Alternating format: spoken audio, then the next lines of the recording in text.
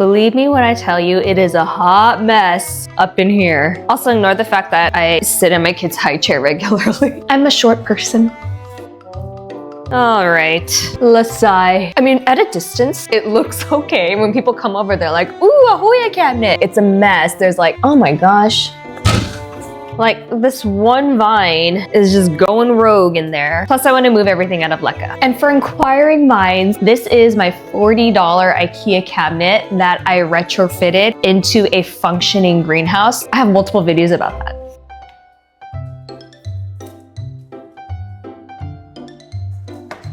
Oh my gosh, it's stuck. Okay, this vine grew into this metal grid onto the other side. And you can't tell right now, but I weather stripped this. So this is behind the plastic film. Gosh, I don't know if it's gonna come out. There we go. Get you guys out of here before you cause more damage. Here's my table of Hoyas. This isn't every single Hoya I have, but these are the ones mostly from this cabinet that need to be repotted or need some TLC. Like this is too close to the grow light and the leaves are burnt. Or they're in LECA and they dry out so quickly that I'm having to feed them every other day. And most of them also need to be trellised. Like, look at this. What is this? If you know me, I'm more of a repot on the floor type of person, so I'm gonna move these over. In my houseplant tour video of my full collection, I mentioned that I'm moving my Hoyas out of LECA, and one of you asked why. Firstly, a lot of these need to be upsized, and that means I would need to repot it into more LECA. To repot in LECA, I need to prep LECA. I don't have any LECA prepped, washed, and clean and ready to go. Secondly, I want to simplify my life. I have way too many plants, and having things in different substrates, like some plants in soil, some plants in LECA, some plants in moss, it just overcomplicates things for no reason. So I just want everything in soil and keep it easy on myself. Ooh, I get to carry this all in one trip. Yay! This is actually a lot more than I planned to repot. I wonder how long this will take. Knowing me, about 5 business days. And while I'm in the midst of this crazy Hoya project, I do want to shout out the sellers on PalmStreet where I got much of my Hoya collection from. And thank you to PalmStreet for sponsoring this video today, and happy 5th anniversary! I've been shopping for my plants from PalmStreet for a while now, and they've become such an amazing supporter in my plant collection journey. So I'm really grateful to PalmStreet for connecting me to so many reputable sellers and really making all kinds of houseplants accessible to the general public. A few years ago, I never would have believed I could get my hands on some of the plants that I have today. And I've been able to connect with so many amazing people through that platform. These beautiful mature Hoyas are from We Are Plant Lovers. The mature compacta I feel like is such a signature plant of theirs. This is not a Hoya, but my ultimate wish list caramel marble is from Rare Plant Fairy. I got these two from Succulents Empire. Love shopping from them. These cute baby Hoyas are from Lauren's Leaves. They're adorable. I'm excited about this one. And thus far, I've been going live monthly on PalmStreet, collaborating with different sellers to host some very generous giveaways. So whether you're looking to find your ultimate wishlist plant, or you just want to shop around some of the fun live stream auctions, check out the link in my description to get some cool deals, and hopefully I'll see you on my next live stream. Get all my supplies together first. In my last Q&A video, I couldn't get to all the questions because there were too many, but a common one was on this plant cart. Top level houses all the nutrients and random stuff that I put into my water jug, repotting tools, soil scoops, root crack that I'll need for later. Oh, my microscope that I use to look for bugs. Middle shelf is my pots, bottom level soil and substrates. I'm gonna need at least 8 nursery pots. Shoot, do I have enough? 1, 2, 3, 4, 5, 6. Oh wait, no, those are too big. Are these gonna be too small? I have another supply cabinet. You know, these are all self-watering and I wanted to save these for my alocasias. These are too tall. I also store pots under my TV. No! Oh, and the sideboard. This is the last spot I can look. Oh, maybe. I forgot I had these in here. These are the bottom watering pots that I normally use. Trellises. This is what drives my husband crazy because any door you open, he'll find plant supplies. Take out every one I have. Why does that always happen where I have pots in every single size except for the size that I need? Let's start with you. Oh, soil. Oh, what soil should I use? I'll use my own mix. I'm so tired and I haven't even started yet. My pet peeve with Hoyas is that all their names sound like passwords, so I never remember what they are. Parasitica? I don't know. Where is your label? I think, but I have like 5% faith in myself. I think this is a Parasitica black margin, but you can correct me in the comments. Because the roots are gonna be like attached to the LECA, I feel like I need a bucket of warm water or something to loosen it. No one can accuse me of not doing my cardio. Oh my gosh, maybe I might need to cut this out. Get you out of there. Those roots. Let's dunk you and see if this will help. I want to minimize the damage to the roots as much as possible. Like if I just pull it out, the roots rip off with it. Gosh, this is gonna be impossible. I don't want to just dunk this whole LECA mass into soil because LECA and soil have different moisture retention levels. So LECA holds in moisture more than soil. Because of that uneven balance, I want to just try to get as much of it off as possible. And when it comes from transitioning plants, right now is the best time to do it because it's springtime where I live, and this is plants' normal growing season, so they'll be more adaptable to change than they are in the winter time. This is gonna take me all year. Ugh, it smells. Oh, I lost a leaf. The warm water does help though.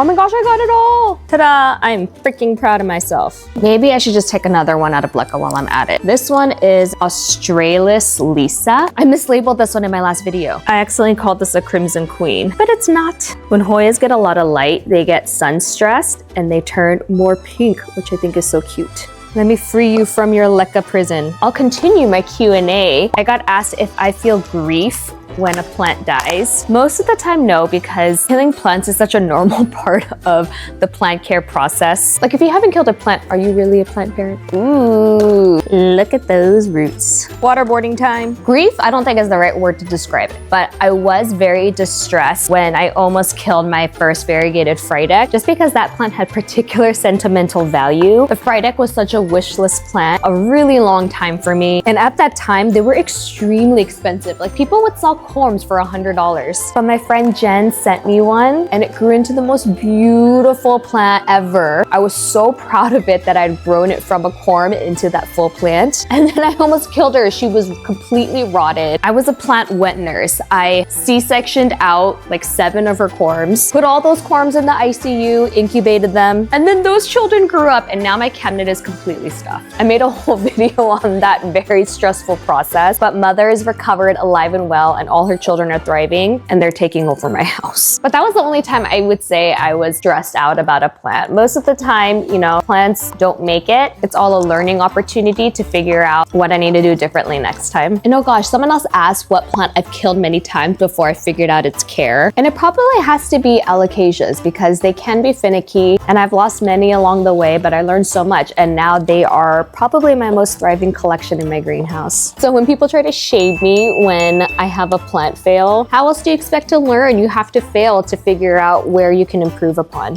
which is why I always try to show all my failures along with my successes, because that is reality. This is taking too long. I honestly thought this was going to be a quick little project. Should I do a Hoya mixed salad and plant both of these together in one pot? I think that will look so cute together. Bigger pot, bigger trellis. I'm not gonna put it in the cabinet, but I'm gonna pot them together. I think that's a good idea. My environment, my Hoyas like a little bit more of a moisture retentive mix. This is Coco Coir and Perlite. Look at this heart trellis, isn't it cute? Don't make the same mistake I've done in the past by adding the trellis after you've potted all your plants in. Do it during the process. Otherwise it's hard to shove it in there. Oh, root crack. Where's my root crack?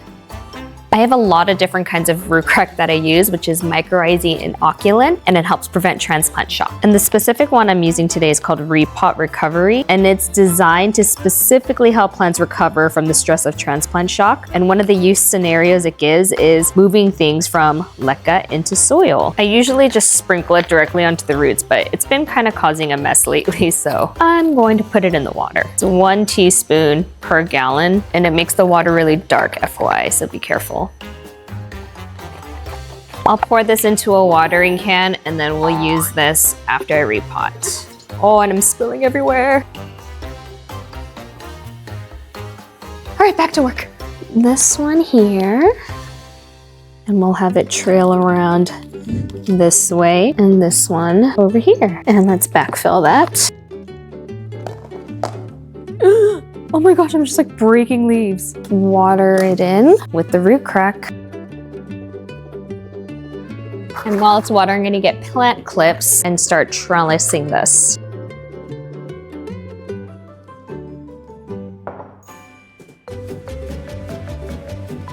P.S. I put some of that LECA in the bottom of this to give the pot some lift and added drainage.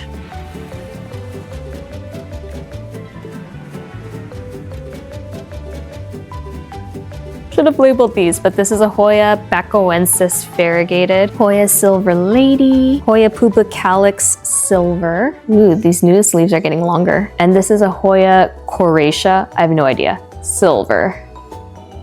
And look how big the leaves are getting. But it's trailing like crazy. These are the trellises I'm working with. These are all acrylic, so they won't rot or anything inside of a greenhouse or in the soil. Let's see, circle, arch, wiggly, maybe this one. And if you're wondering why I even bother with adding a trellis, it's because Hoyas have a tendency to climb. So providing them a trellis mimics that natural climbing behavior, and it provides them more support, and it allows them to grow more leaves and even bloom. That was easy. I think a round one will look good with this one.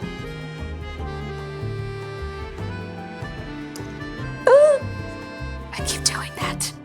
What the heck do I do with this one, guys? It's so crazy. It's not very bendy. Do I do a bigger one? Ah! Maybe this one, wrap around it.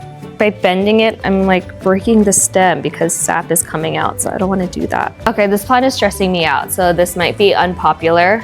I'm going to cut it. And then I'm going to train it now from the beginning properly without it getting overgrown. It'll grow back in no time.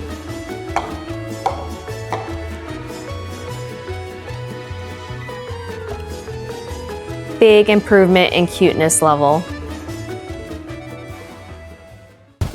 Change of scenery because it's also a week later. So this is taking a little bit more than 3 to 5 business days. No more dilly-dallying, let's get this done. So 2 of these actually are already in soil. They just need to be in pots. Look at the newest leaves, so splashy. Buntokensis, I don't freaking know. The seller put this in a really nice chunky mix. You can see a lot of orchid bark in there, so I'm not worried about this mix. And this one, I don't know. I could trellis it, but it's a little scraggly right now. I kind of am getting trailing vibes from it, so I might just leave it alone.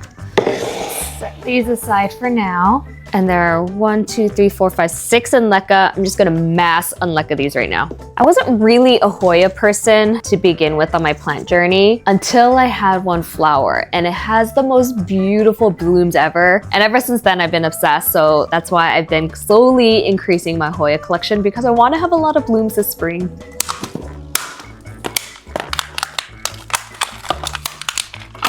Oh shoot, I'm not gonna remember the names of any of these.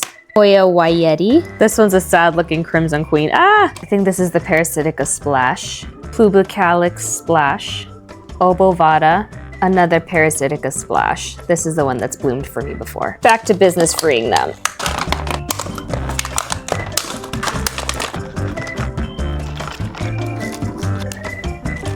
This Obovata is fighting me.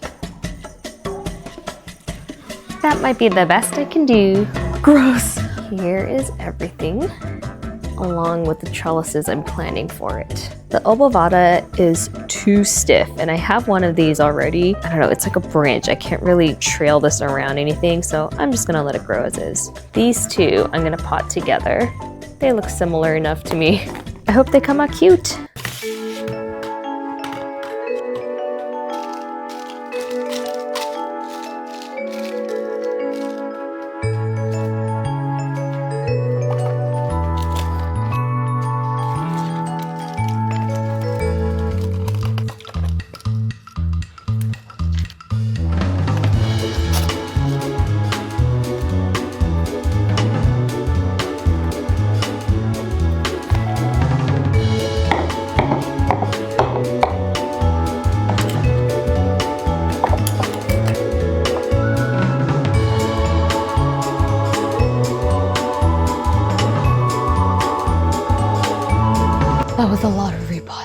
onto the greenhouse. Oh, P.S. I do have this Curtisi left, but this is in a glass vase and there's no way I can take this out of LECA unless I smash this vase. So I guess it's just gonna live here forever. Full circle, here's everything.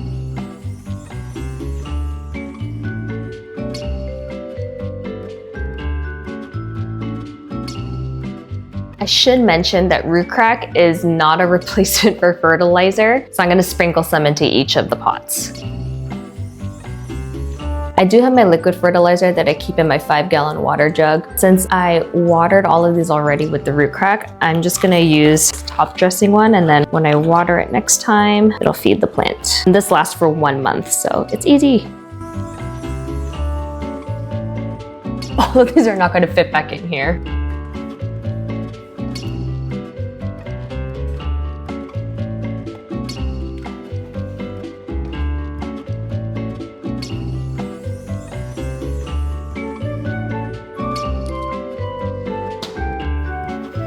So with grow lights on for 12 hours a day, weather stripping inside this cabinet for higher humidity, good quality soil, fertilizer, root crack, all of these are a recipe for hopefully success, and I'll see some blooms sooner than later in my cabinet. If you enjoyed this video, I hope you'll subscribe and follow along on my chaotic plant journey, because I have another greenhouse upstairs and everything inside there needs to be wiped out, cleaned up, and repotted too.